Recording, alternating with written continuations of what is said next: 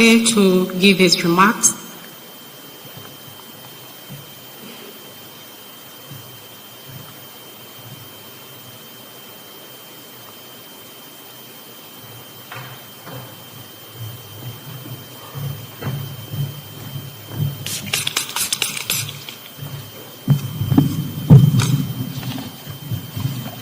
Your Excellency, the President of the Republic of Kenya, Your Excellency, the Deputy President, Your Excellency, the Prime Cabinet Secretary, Cabinet Secretaries present, Principal Secretaries and Senior Government officials, ladies and gentlemen, I feel greatly honored to participate in this very momentous event that epitomizes the government's resolve and commitment be held accountable for its decisions and actions. There cannot be a greater measure of boldness and honesty. I commend the Principal Secretary and her team under the leadership of the Prime Cabinet Secretary for putting this event together. Your Excellency, the release of the report on evaluation of the performance of ministries, state corporations and tertiary institutions marks a key milestone in the governance and management of public service institutions. The role of performance evaluation in the instilling the principles and values expressed in Article 232 of the Constitution cannot be overemphasized. Your Excellency, public institutions have been entrusted with the custody and management of enormous resources and power on behalf of the citizens who in turn have expectations that their resources will be managed transparently and for their benefit. Holders of public offices must therefore be held accountable for results and for how they use these resources. Your Excellency, the performance contracting approach adopted by the government 19 years ago has proved a useful tool for accountability, entrenching a performance-based culture in the service, as well as continuous improvement, efficiency, and effectiveness in service delivery. It gives us an objective yardstick for examining and questioning our attitude and approach to public service and thinking deeply on what it means to be a public servant.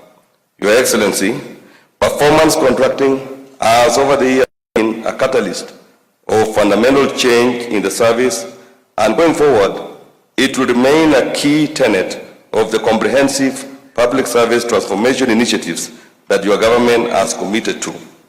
Through Executive Order Number 1 of 2023, you graciously mandated my office with leading and overseeing the promotion of ethics, good governance, efficiency, and effectiveness in the provision of public service through deployment of the right skills, values, and leadership in the Kenyan public service. In this regard, Your Excellency, we have taken decisive steps to embark on a comprehensive public service transformation journey covering all the key aspects of service that includes human capital development, transformative value-driven leadership, fit-for-purpose institutional arrangements, efficient and effective service delivery systems, digitization and digitalization, retooling the public servants with private sector culture and thinking, and over and above all, ensuring that each and every service that is being provided is citizen-centric. This is with the aim of entrenching in the service the agility and the resilience to respond to the demands of a highly dynamic operating environment. We remain mindful of the many challenges in the public service by the effects of COVID-19 pandemic, rapid technological developments, intergenerational workforce, and highly demanding and discerning citizenry. Your Excellency, progressively, the service will therefore require aligning individual performance to institutional performance and ultimately to national performance with the aim of bettering the livelihoods of the citizens and increasing political accountability. In this respect, arrangements are underway to ensure that the next cycle of performance contracting incorporates all the commitments Your Excellency has made to the citizens as expressed in the bottom-up economic transformation agenda. We are convinced that a highly performing citizen-centric service is our nation's greatest guarantee for sustainable development. And with this, Your Excellency, we in the public service remain fully committed. To end, Your Excellency, I would want to take this opportunity to invite Prime Cabinet Secretary, His Excellency Dr. Musalia Mudavadi, to come and make his remarks. Welcome.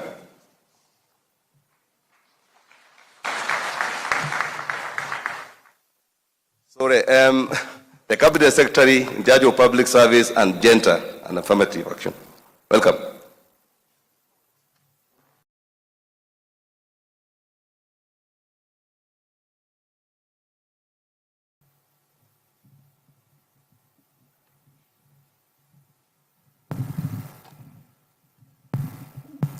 Thank you, Hobbs.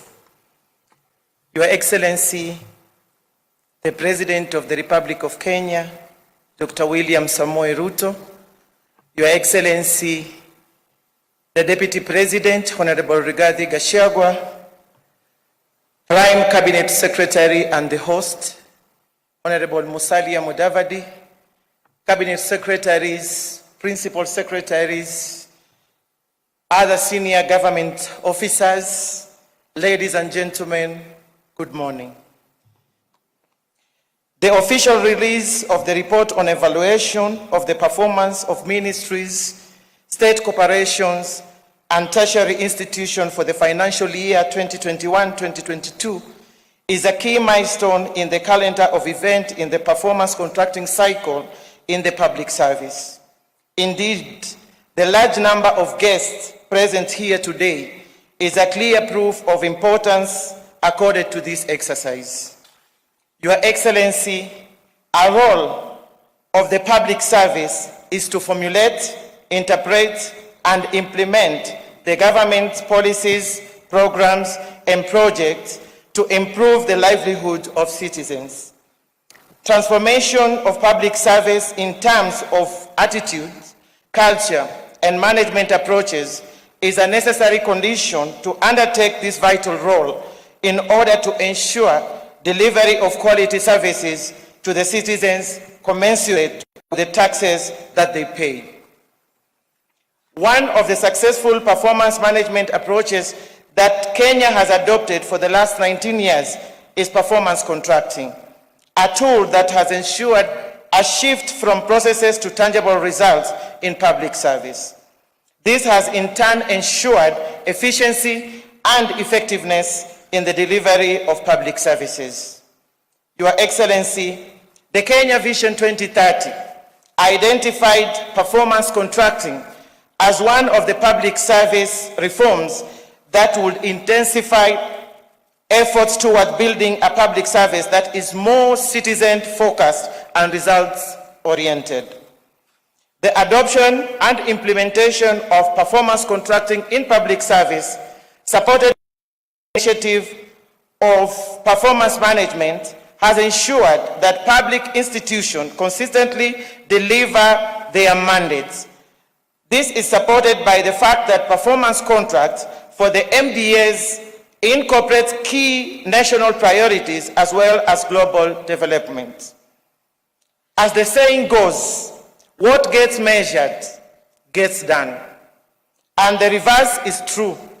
What does not get measured does not get done. This is why the public service has embraced performance contracting as a yardstick for measuring the impact of service delivered to the citizens. In view of these arrangements are in place to ensure that next cycle of performance contracting, which will be the first under the Kenya Kwanza administration, commencing on 1st July 2023. Performance contracting guidelines have been reviewed, commitments agreed upon during the cabinet retreat held at the beginning of the year. Your Excellency, na wadau wote, kazi imeanza. Na nikimnukuu Rais wa Jamhuri ya Kenya, Rais William Ruto, kwa maneno akisema, kuna kazi imepata mtu na mtu amepata kazi. So tafakari hilo. Your Excellency, with those few remarks, it is now my humble duty to invite the Prime Cabinet Secretary and the host today, Honorable Musalia Mudavadi, to make his remarks. Asanteni sana.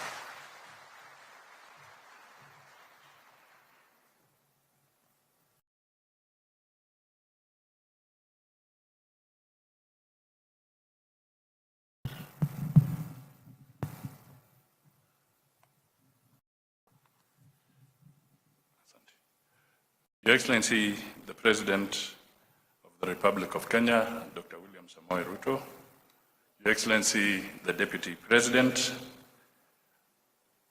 Honorable Rigathi Gachagua, my colleague Cabinet Secretaries, Members of Parliament, Members of the Judiciary, Principal Secretaries, representatives of the Council of Governors, state corporations, and all senior government officers here present, ladies and gentlemen, fellow public servants.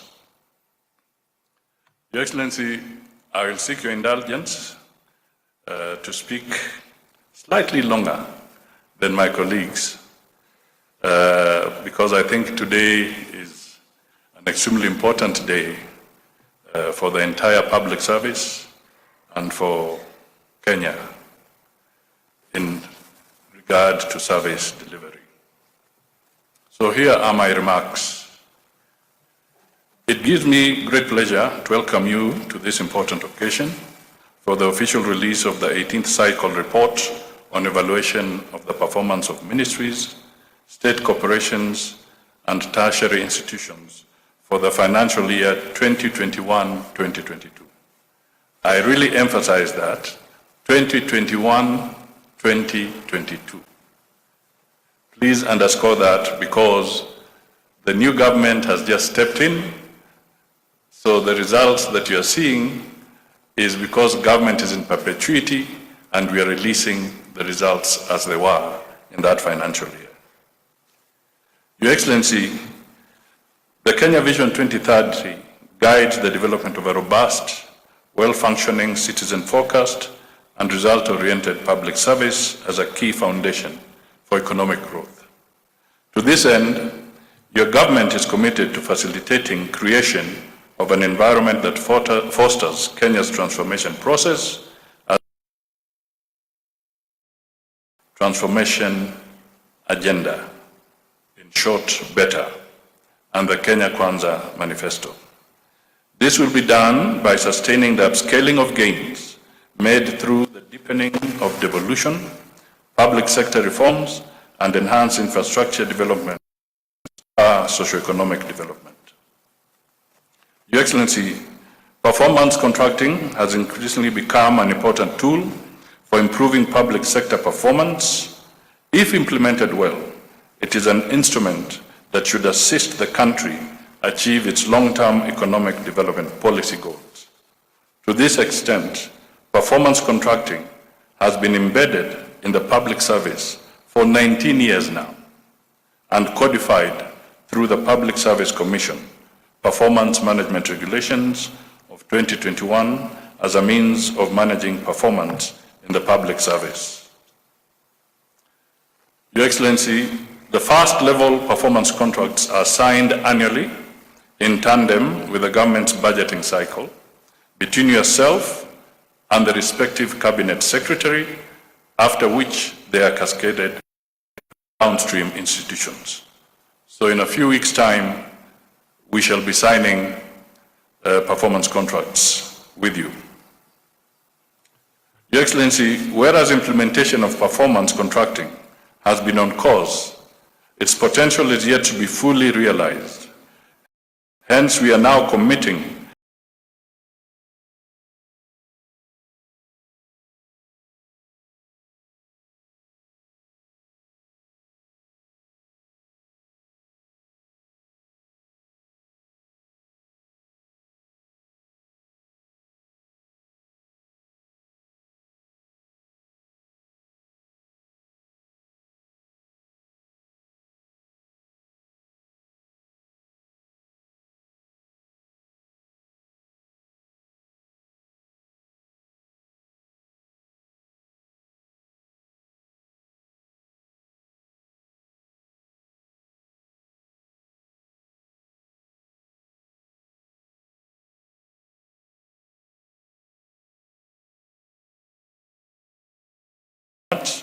to ensure that all public servants are working towards the common good of the country.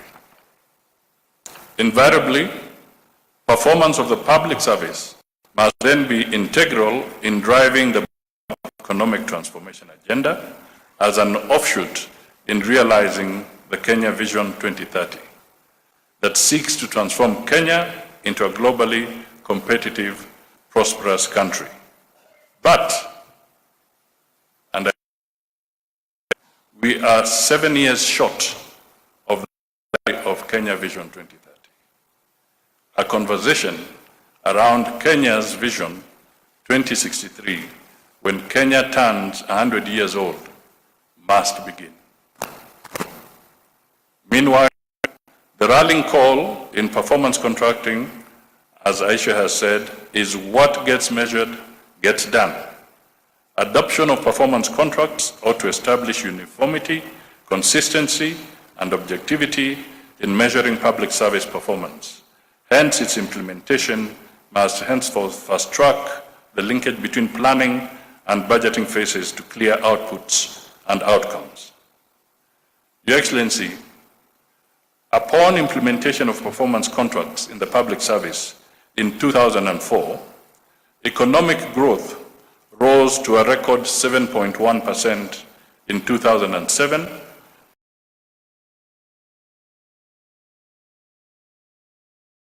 from 0.6%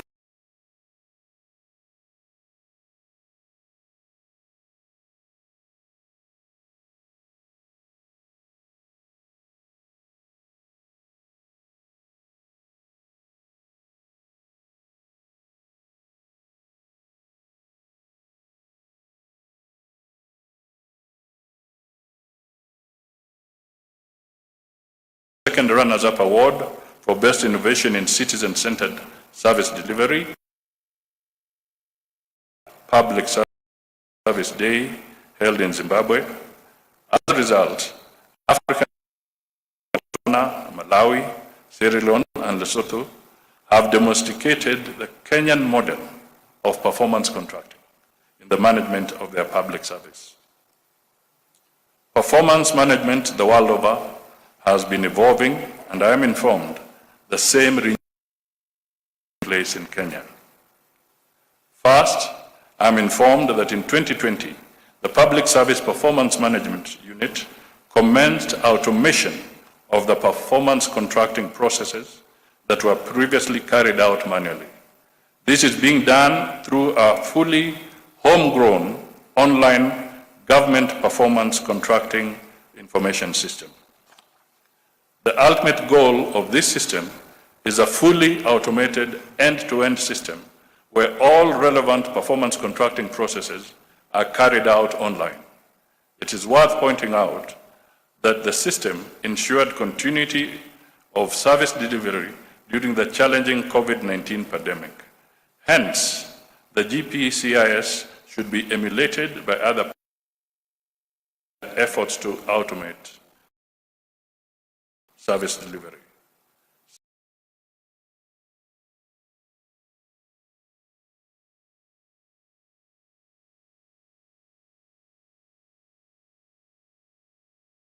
Commissions and independent offices while taking cognizance of their autonomy.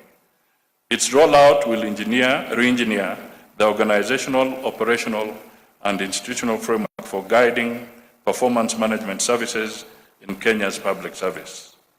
Thirdly, my office is in the process of developing a public service performance management bill, which will be the overarching law to fully anchor the performance management function in the overarching law to fully anchor the performance management function in the entire public service institutions at both levels of government.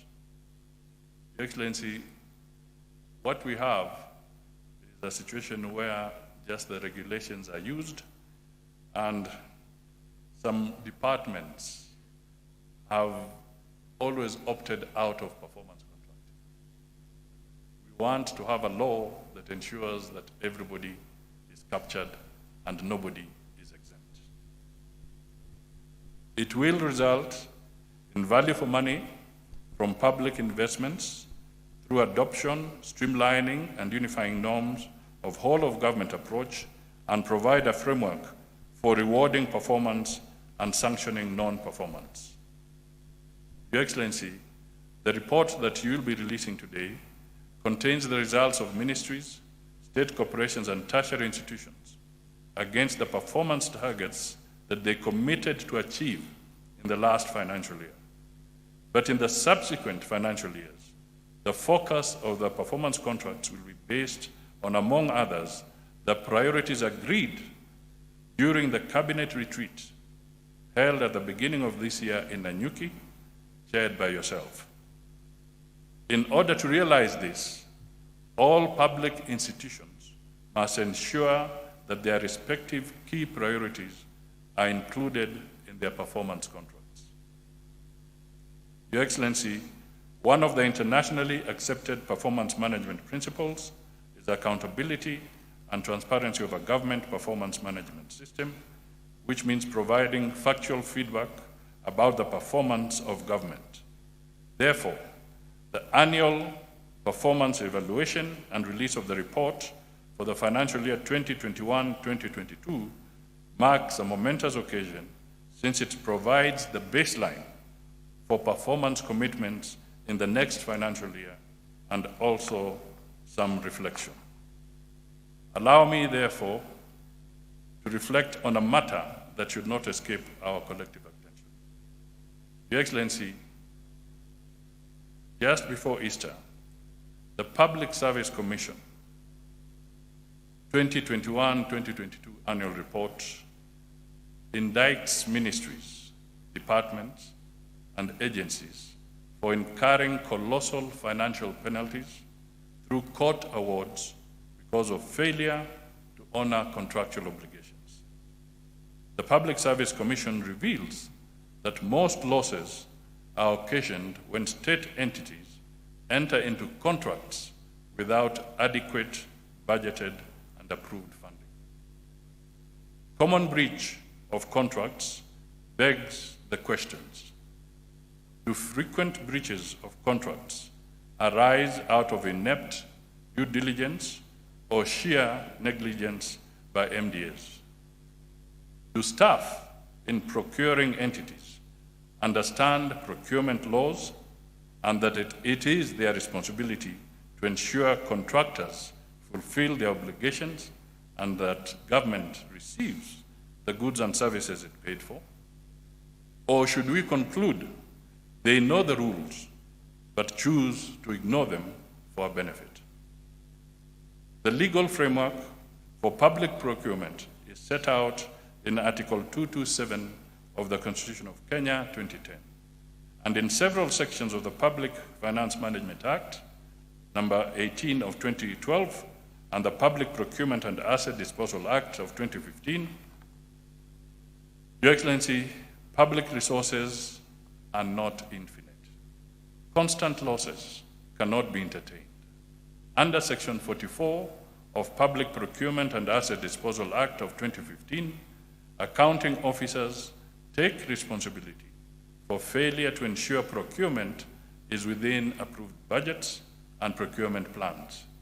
Indeed, that section requires compliance with the provisions of Section 68 of the Financial Management Act.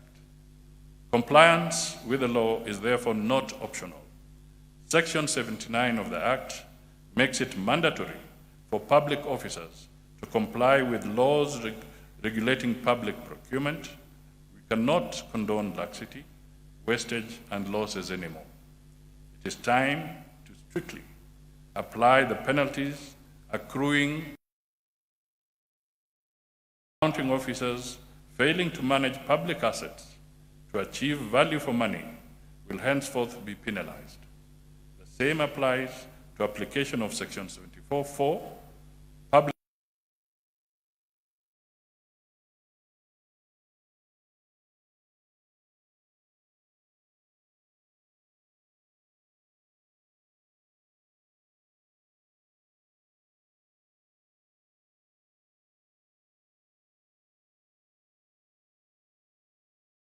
framework to address these deficiencies and make officers more accountable. Your Excellency, in order to fulfill the commitments made to our people, it is paramount that the whole public service honestly puts to practice the tried and time-tested result-based performance. To ensure that this is done, my office will ensure compliance with the annual performance contracting cycle timelines. This is besides holding quarterly meetings with principal secretaries to monitor achievements of agreed performance targets. In this context, a motivated human service resource remains core to performance management and service delivery. In order to promote productivity, innovation, and creativity in public service, youth and personnel living with disabilities require to be motivated. My office is developing a framework for an under 35 Employee of the Year annual award for this category of public officers. The award may be in the form of promotion and scholarships for such employees who demonstrate commitment and excellence in performance, innovation, and creativity that translates to effective public service delivery. This award will also enhance the visibility of target employees who exhibit high leadership growth potential across the public service. In conclusion, I do recognize the support and contributions of all our partners and collaborators in ensuring the institutionalization of performance management in the public service. Asanteni sana. It was a bit long, but I thought I had to convey this message. It is now my singular pleasure to invite His Excellency the Deputy President, Mheshimiwa Rigathi Gachagua, to come forward, make his remarks, and invite His Excellency the President.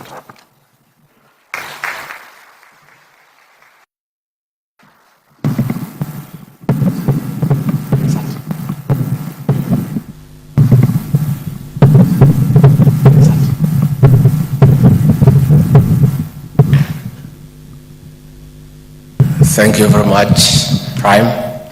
Your Excellency, the President of the Republic of Kenya, Commander-in-Chief of our Defense Forces, Dr. William Ruto, the Prime Cabinet Secretary, Honorable Musalia Mudavadi, all Cabinet Secretaries present, the Head of the Public Service and Chief of Staff, Principal Secretaries, Senior Government Officials, good morning or afternoon. It's almost there. Good morning. Your Excellency, I'm a retired public servant, so this occasion is momentous for me. But you know, nowadays, I don't want to speak much. When the characters who try to stop my boss from working keep off, I also keep quiet. And therefore, we are happy, Your Excellency, you have the latitude to steer this country into economic prosperity. And the people before you and the entire public service, Your Excellency, is your machine for development. Your Excellency, a vibrant, motivated public service is good for the economy of this country. A motivated and vibrant public service is good for the country. President Mwai Kibaki, the celebrated president of this republic, succeeded in turning around the economy of this country by empowering the public service and allowing them to work. Your Excellency, since you came to the office, you have dignified the public service. Before you took over, Your Excellency, the public service was demoralized. They were demeaned and treated like outcasts. Your Excellency, in the last 5 years, senior civil servants were harassed, hounded, and treated like criminals. We have the celebrated and infamous case of Kamau Thuge, who was the PS National Treasury, who was harassed by junior police officers in full glare of cameras, marched from 10th floor of the Treasury downstairs by constables, put in a vehicle, locked up, only for them later to say he had no case. He had already been demeaned before his family, his friends, and society. Your Excellency, we want to commend you for affirming that senior public servants need to be handled with the dignity and decorum. We are not saying by any means that investigative agencies where there are issues of impropriety, of mismanagement, of misappropriation should not do their work. All we are saying is that before you can conclude that somebody has done something wrong, protect his or her dignity. Because these public servants have families, they have friends, they have people they go to church with, and it is wrong to humiliate them and treat them unfairly before you have a case against them.